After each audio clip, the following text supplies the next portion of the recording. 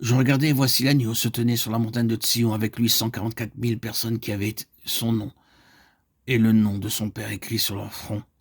Apocalypse 14, 1, 5. Que dirons-nous donc de ces 144 000? Si ce que j'ai dit est exact et conforme à la vérité, alors cette phalange représente, à n'en pas douter, des gens qui sont entrés dans le dessein éternel de Dieu. Ils ont suivi l'agneau partout où il va. Ils ne se sont pas contentés de faire un bout du chemin, de marcher plus ou moins avec Dieu, en manifestant que certaines réserves. Ils ne se sont pas arrêtés au pardon des péchés. Ils n'étaient pas du genre à dire « Oh, j'ai donné mon cœur à Jésus tel jour, en telle année, il y a bien longtemps de cela ». Ceux-ci sont parvenus à une vision de la grandeur du dessein de Dieu concernant son Fils et ont continué fermement dans cette voie. C'est bien de cela qu'il s'agit. Je ne suis pas en train de dire qu'ils font partie d'une caste d'élus, ni que ceci n'est pas accessible à tous, mais serait réservé à quelques-uns. Absolument pas. Non, ce n'est pas ce que je veux dire.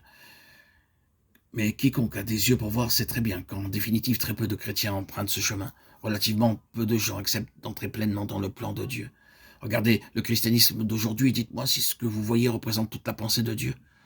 Ensuite, faites votre enquête, votre analyse, et voyez combien sont disposés à aller plus loin. Vous serez alors surpris. Combien inspirent à une vie plus profonde. Très peu répondent aux exigences de Dieu et acceptent son dessein éternel dans toute son étendue. Effectivement, je crains que des multitudes de chrétiens ne voient pas où vous voulez en venir lorsque vous leur parlez du dessein éternel de Dieu. Aussi Dieu se voit-il obligé de trouver sa satisfaction dans un groupe représentatif. Tels sont les faits. Qui voudra bien accepter le sens plus profond de la croix afin de satisfaire Dieu et de favoriser l'accomplissement de son dessein dans toute sa plénitude? Voilà l'enjeu. Et cette troupe a dit oui au Seigneur. Il ne s'agit pas simplement d'être sauvé, de mener une vie chrétienne heureuse et de s'adonner à une foule d'activités chrétiennes. Non, il ne s'agit pas de cela.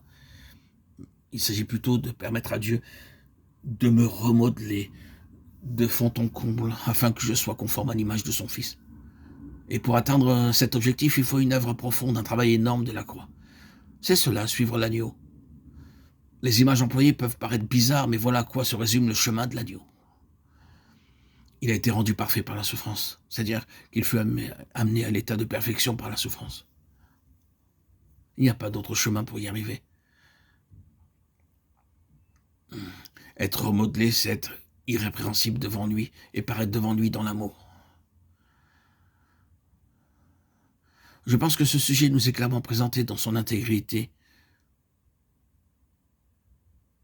et dans son intégralité.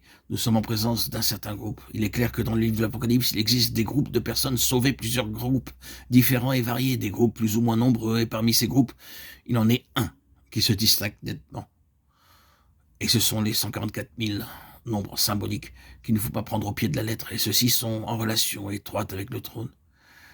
Et comme nous l'avons vu dans notre méditation précédente, ils sont détenteurs d'un secret bien particulier que personne d'autre ne connaît ni ne peut apprendre. En marchant avec l'agneau et en souffrant avec lui, ils se sont hissés à un certain niveau.